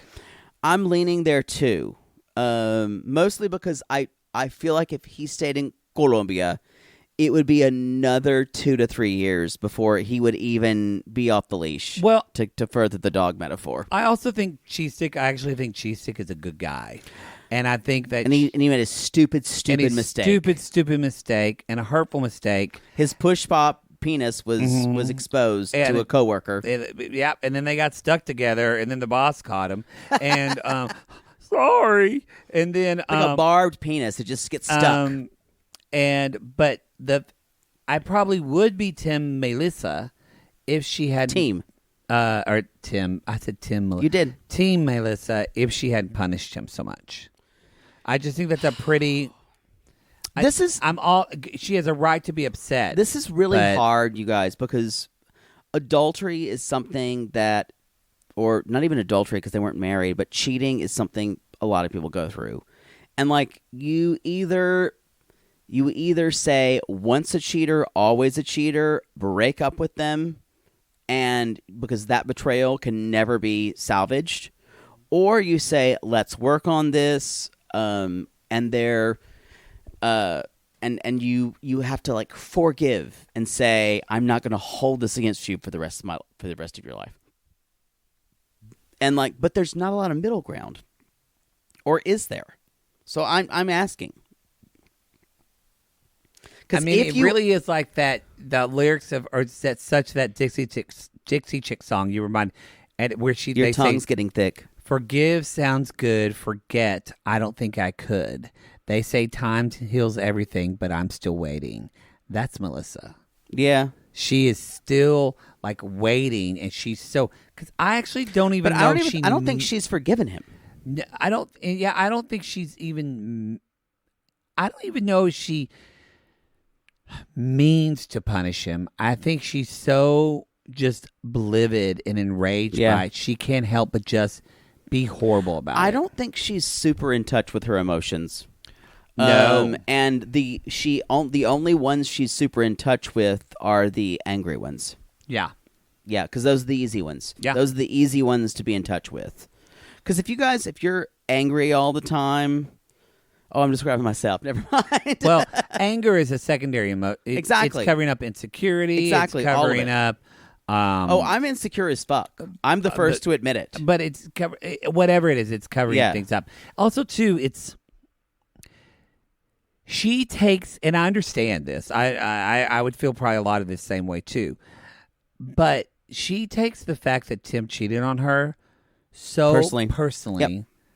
And I'm going to say it had nothing to do with her. Nothing to do with totally. her. I totally agree with this. It had nothing to. And y'all, I will say, when most people cheat on you, nothing to do with your partner. Has nothing to do with you. Totally. It's what your partner is going through. Now, let's say your name is LaDonna, and you fuck your postmaster, who's your husband's best friend. So then he fucks your friend Shawnetta. Well, that might be about you. I can't help but think this sounds Oklahoma-esque. You know what? I thought LaDonna and Shawnetta were common names. Common names. They're not. They're you know not. What? Hope they're not listening. Shawnetta is not a common name. So anyway, y'all, I'm gonna say that. But yeah, this is not. That was not about her. But she feels like it's something about her, and I bet you if she had some deep fucking therapy, she probably would feel like it was partly her fault that Tim cheated. Like she was involved, contributed, or did something. Well, I think it's really important that people hear what you just said, is that if someone cheats on you, it's not about you. It could be about your relationship. It could be about the relationship. It could be about the lack of communication you're having. Someone doesn't feel intimacy. Yeah. That's about y'all. And I will say, if someone's cheating, it's not necessarily one person's fault. It has something to do with the communication isn't where it should be. Yes. That is the act of them sleeping with somebody else. That wasn't your fault. Right. You didn't drive them to that. Right. That is truly of their own volition. Right. And their own shit. It's no one's fault. You need to examine the communication between you and your partner. Exactly. Yeah. I totally agree. Anyway. Anyway. I hope somebody's not sobbing on the road going, damn it. Damn, I knew you cheated for a reason. So one of the things that Cheese Stick said, who knew that Cheese Stick was a poet? I'm still having issues with Cheese Stick speaking fluent Spanish. I know. Looking like a man in an Edgar suit in a blonde way. And then he says, I'm not moving back so I can run away from you. I'm going back so I can run back to you. That's beautiful. I want to run to you. But if I come to you. I guess we decided to go into falsetto, which I can't even. Tell me, will you stay or will you run away? I feel like I can't duet on that because your hands go out like you're pushing me away from even trying to be there. Y'all, it's kind of like someone ice skating when he's singing that. He doesn't want me joining you. Here, you take a video and you'll show it on the Instagram. Here we go. This is, how do I do this around? Just press the video. This is what it's like when someone sings Whitney. This is what it's like when someone sings Whitney, okay? Are you here playing? Yeah. I need you here. I need you here to wipe away my fears. That's him pushing me away back. my tears. Oh, no. If you only knew how much I want to run. Please stop. I'm begging you. Is the dog barking? I think the dog's barking. Scene. That's it. That's it. All right. So, where were we? Did we just record all that? I'm not pushing you away, but I understand what you mean. I feel very isolated. I would be scared. Did we just record all that?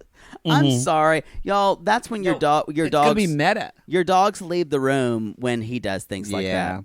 Yeah. Y'all, Run to You. That's definitely going to be in the screeching. Run to You is Reddit my thread. favorite Whitney Houston song. Is it? My very favorite Whitney Houston song. Wow. I don't know what my favorite is. I love The Greatest Love of All. That's a great, but That's a I great guarantee song. you that song was in the right key because I don't have relative pitch like you, but I've sang it so much in my falsetto like I'm a sure- little gay boy. I know it. Greatest love No, I meant Run to You. of all is You know who sang that? to achieve. Shelley Lee sang that at my graduation. It was good. I'm just glad it wasn't Jessica Conway. No. Okay. But Jessica Conway is who I went and saw The Bodyguard with, and I loved, and we used to listen to Whitney Houston over the phone together. How Y'all- did she not call you a faggot? If your boyfriend is listening to, not Whitney Houston now, but let's say Ariana Grande, Yeah. Taylor, No, Taylor Swift's amazing. but no, But I'm a gay person. Well, so- Whitney Houston was amazing. I mean, if your Taylor Swift if vocals- your daughter's boyfriend is Liz, Ariana Grande is probably, or Lady Gaga, Ariana Grande is probably the closest. If your daughter's boyfriend knows who Jessie J is, That's a problem. yeah, they're gonna Or be Charlie XCX. Yeah, just send him to gay camp. they're gonna just know that they're gonna break up and be best friends in college. Good for them. Good for them. Everyone needs a friend. Everybody. Anyway, y'all, Cheese Stick is leaving. They got Peppy the cat in the carrier. Yeah. This poor cat. So To be taken back, literally, like, to fly twice in, like, 90 days. it's a lot. So y'all, this is such a sad goodbye. Yep. They both are a fucking mess. Cheese Stick is blubbering. Cheese Stick is blubbering so much so His that y'all, face is red. He's drooling. Melissa looks to the camera and says, "Oh my God, what is happening? Why am I feeling this?" And she starts to cry. It's a single tear, y'all. It begins, and then she starts crying. The entire season, we have not seen Bruja cry. No, because And her we mother would see not it allow now, that. yeah. Her mother probably shamed her when she saw this on television. Mm-hmm. So, it's weird. It really is like it's like they're finally sad and they can finally be vulnerable with one another when they're leaving. Yeah. And he Because says... that's what it's about for her, y'all. She cannot be vulnerable. I totally agree with you. And she sees Tim. That's what I think more this is about.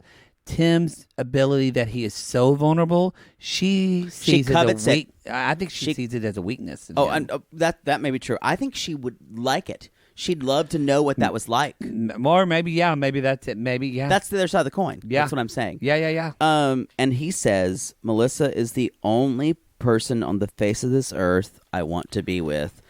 And I don't that's think why you're fucked, Cheese Stick. And I don't think he came to that realization at the beginning. I'm telling you, I feel like it was the saying goodbye helped. He needs to be with a woman who he can go to college football games every Saturday with. Like pow, tas. Yes, tas. But No. not She exotic. she would run him over. She'd kill him. Yeah, She'd kill Cheese Stick. She would. Oh, That is the show, y'all. This has been a long one. We decided not to break this up into two pieces, mostly just because it'd be more of a problem with it for us. yeah, and we'd have to do more shit. And it was just kind of we're here, and we thought we'll just bump it out. But now it's time for our alert. I've become okay with it. All right. It took me a while. It was kind of like being under communist rule. Now I'm like, so I get my bread on Tuesday? Sure. Mm-hmm. Sure. Let's listen to our spotlight right now. Hi, Maddie Poodle and 90 Days Gay Sphere. This is Tammy from Alaska.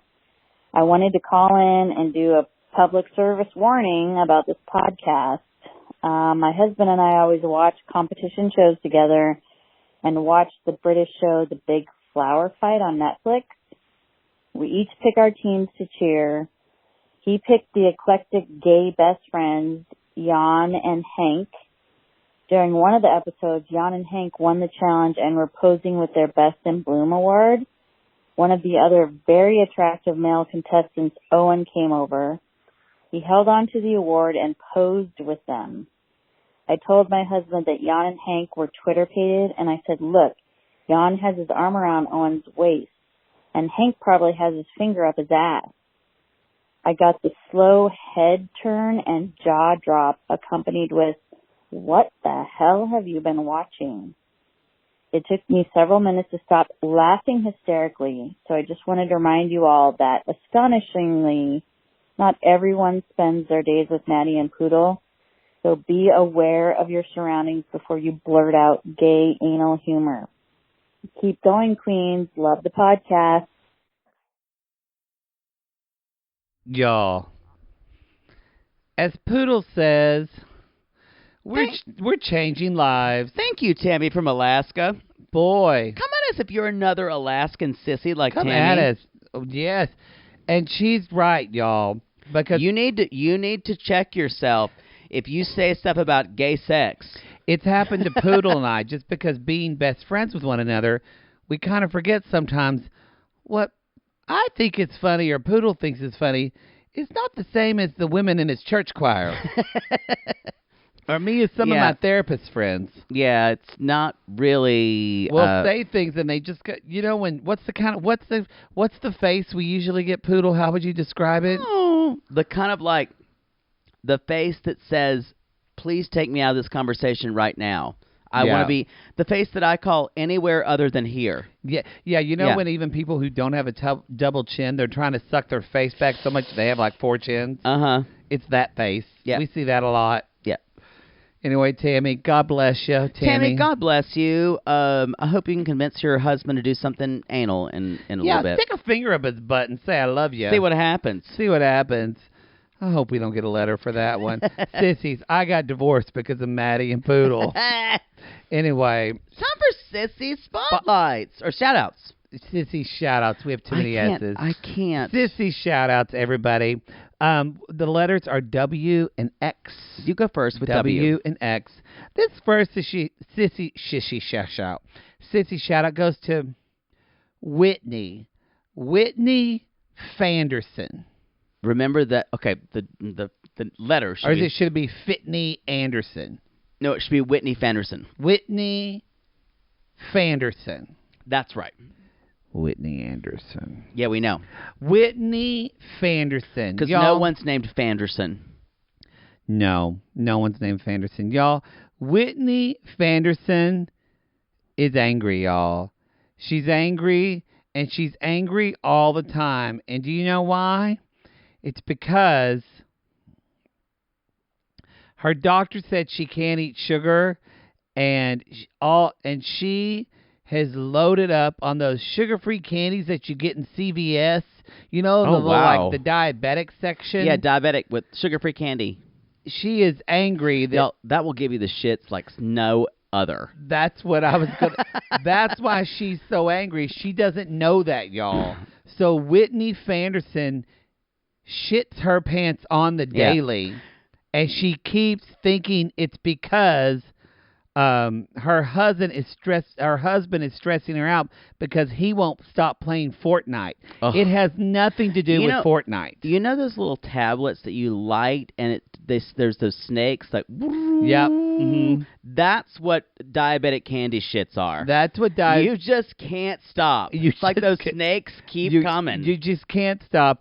But the whole every time she gets on that shitter, she's like, "Damn it, Jonathan, stop playing Fortnite. You're stressing me out."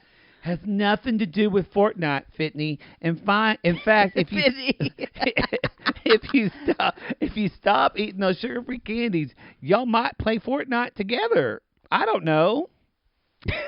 Anyway, that one just ended with I don't know. That's a little bit of advice, and I hope you get your bowels back. And that's your sissy shout out. I wish you the most bowel resilience. Yes, that I can. Yes. My sissy shout out goes to in your realm, Fames Ferris Xander. Fames Ferris Xander with an X. Fames Rhymes with James. Fames, Ferris, Xander. Ferris rhymes with Harris. I don't know what you're talking about.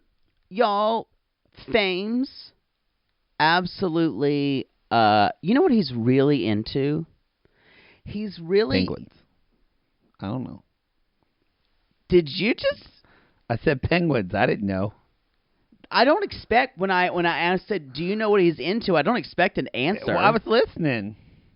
I've never done that to you. I've never waylaid you. I didn't. You just talked about people shitting snakes and the fireworks in the middle of my story. Maybe. Boy. But no, when I asked, do you know what he's into? What? That's the right answer. Thank you.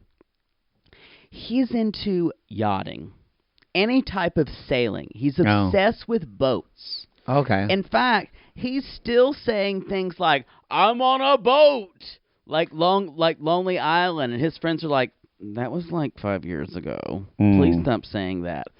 But he's wearing all types of like nautical gear. Everything is nautical. Like lots of anchors. Lots of that. Do you want to have sex with Fames? Because you're into nautical. I have not seen his picture. Because you're into nautical wear. No, I'm really not. You're into nautical wear. No, you love dressing like a sailor. I do love dressing like a sailor. Oh, God. I would say that he was mistaken for a Scientologist because their high brass wear full-on nautical wear. It looks that way. Okay. And he was in Los Angeles recently, and someone said, oh, my God, can you audit me? I need a good reading. And he was like, what the fuck are you talking about? I'm here vacationing. I just look like a naval person. And anyway, he was whisked to the Scientology Center to have like lunch with Connor Cruise, Tom Cruise's Scientology son. He's sitting there and he's like, y'all, I don't know what to tell you. I know zero about any of this. And they're like, you're a plant. We just need to know. And he's like, fine, I'll show you. I'm not a Scientologist. Then he like all of a sudden starts quoting Bible verses. And they're like, oh my God. And they start like saying, I'm melting. And then he starts talking about all the psychiatry appointments he's had. So that is the key to get Scientologists off of you. Tell them you love your psychiatrist. Because they hate psychiatry. They do. They really hate it. The saddest part for me is that Tom Cruise's adopted son is into Scientology. Thank you for waylaying me again, No, but I wasn't done yet. And then, as soon as he kicked him out, he all of a sudden finds Jimmy Kimmel Live is doing this is pre-COVID, by the way. Jimmy Kimmel Live is doing this huge thing outside. He joins in this mosh pit and it's like, I could get used to this. Los Angeles is for me, because I'm sure he's from some bumfuck place in Iowa or something. I don't even know. I don't know. He's really all I know is he's really in a naval ship. So then people keep calling him Captain, like Captain Crunch. He gets up on the stage with bare naked ladies because evidently they have an album coming out. He's like, they're like, it's been 1 week since you looked at me. Look at the side of a gap, and angry, 12 days of the afternoon. He's like, they're going to give it a comeback to see me. He knows the words, of course, because everyone in Mouth Breather Land knows the words to bare naked ladies. So anyway, he goes to the after party, fucks a couple groupies, gets hepatitis. It doesn't go well after that. He's hoping 2021 is going to be better for him. Thanks, Fames Ferris, Xander. You know, I looked at his profile picture. You probably would want to have sex with him. I didn't see him. But I will say this. There's a cute schnauzer in the picture, so I'm here for it. Oh, he's cute. He's cute little dog. You know, I love a schnauzer. Y'all, that's the show. Oh, he's a big queen. Never mind. Y'all, that is the show. That's the you show. go to 90daygays.com. We love This it. felt like 7 hours. No, that was just your story. Fair. So, y'all, that's the show. You can give us a review on Apple Podcasts, 5 stars. We do love 5 stars. If you don't know what to say, you can always I just love say, all the stars. you don't love 1 star. No. You love 5 stars. I like as many stars as possible. If you don't know what to say, you can always say, keep going, Queen. And you guys, we call these people lonely hearts because, Poodle, aren't they all just lonely hearts looking for love in all the wrong places? Yes. And if you're sitting there and you're wondering, why is my baby naked? He doesn't have to be naked to pour water on him. Call us.